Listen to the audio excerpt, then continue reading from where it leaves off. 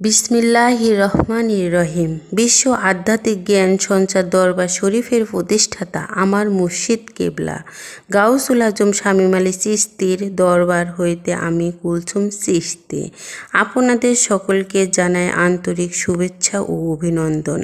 আমার মুর্শিদ কেবলা গাউসুল আজম শামীম আলী চিশতির লেখা গ্রন্থ থেকে কিছু তত্ত্বকথা আলোচনা করিব। আশা করি আপনারা সবাই আমার আলোচনাটি মনোযোগ ও ধৈর্য সহকারে শুরু থেকে শেষ পর্যন্ত সম্পূর্ণ আলোচনাটি শুনিবেন।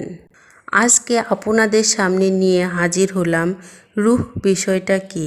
এই রূহ সম্বন্ধে আপনাদের সামনে কিছু তত্ত্বকথা আলোচনা করিব।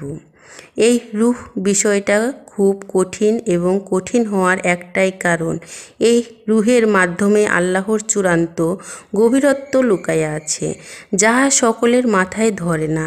এবং নবীর কাছে বসে যখন সাহাবাগণ বলেছিলেন, হুজুর আরও একটি কথা জানার ছিল, নবীজি বললেন, হ্যাঁ বলুন।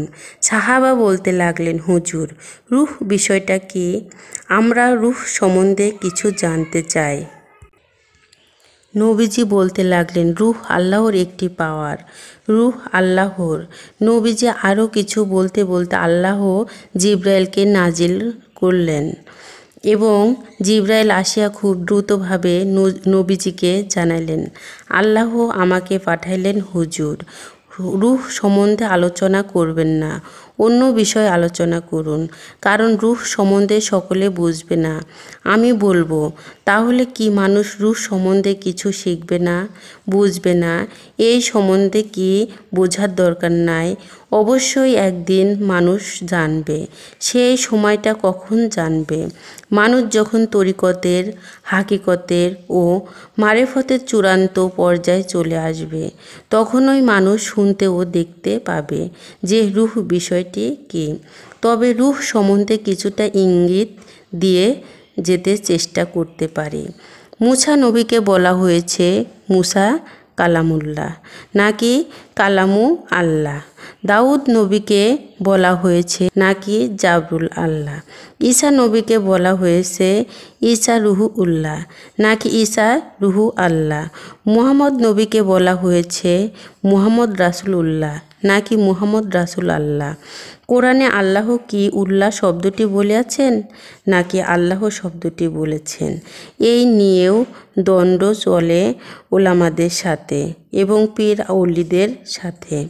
যাহারা উল্লাহ বলে তাহারা ওলামাগণ এবং যাহারা আল্লাহ বলেন তারা অলি, আউলিয়া, কামেল, পীর, ফকির। যদি ঠিক করিয়া পড়া হয় রাসুল উল্লাহ হয় না, রাসুল আল্লাহ হয়।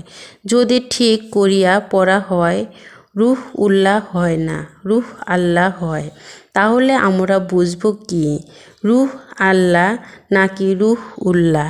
সাধারণ লোকেরা বলে থাকে আল্লাহ নিরাকার, যে আল্লাহ দেখা যায় না। তাহলে রূহ কি কেউ দেখেছে? না, দেখে নাই। তাহলে রূহ তো নিরাকার। যদি কেউ বলে না রূহ দেখা যায় না, দেখা যায়, রূহ নিরাকার নয়, তাহলে আমি বলবো রূহ যদি দেখা যায় তাহলে আল্লাহকেও দেখা যায়। রূহের মাধ্যমে আল্লাহর বসত এবং রূহ বাতাসের মধ্যে বসত এবং বাতাস আরও এক প্রকার বাতাসের মধ্যে বসত। এই রূহ বাতাসের সঙ্গে বসত করিয়া মানবদেহে প্রবেশ করিয়া থাকেন।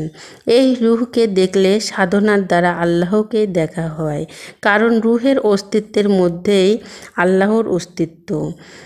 রূহের রূপ সুরতের মতোই আল্লাহর রূপ সুরত।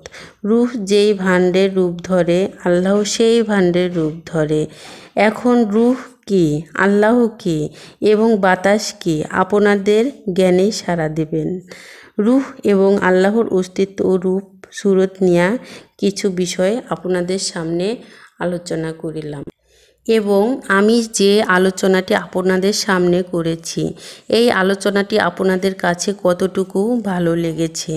যদি ভালো লেগে থাকে তাহলে আমাদের এই চ্যানেলটি সাবস্ক্রাইব করে দিবেন। সামনে আরও ভালো ভালো আলোচনা পেয়ে যাবেন এবং আপনারা সামনে কি ধরনের আলোচনা চান আমাদেরকে কমেন্টে জানাবেন। আমরা চেষ্টা করিব আপনাদের পছন্দ মতো আলোচনা নিয়ে আসতে। আমার এই আলোচনাটি করতে যাইয়া কথা ভাষার ছন্দে কোনো ভুল হইয়া থাকে তাহলে আমাকে ক্ষমা ও সুন্দর দৃষ্টিতে দেখবেন। সকলে আমার জন্য দোয়া করিবেন, আমি যেন আপনাদের সামনে ভালো ভালো আলোচনাগুলো নিয়ে আসতে পারি এবং শোনাইতে পারি।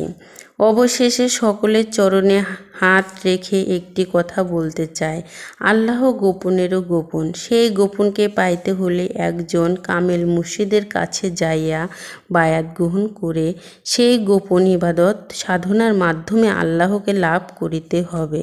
সকলে ভালো থাকবেন, সুস্থ থাকবেন। আল্লাহ হাফেজ।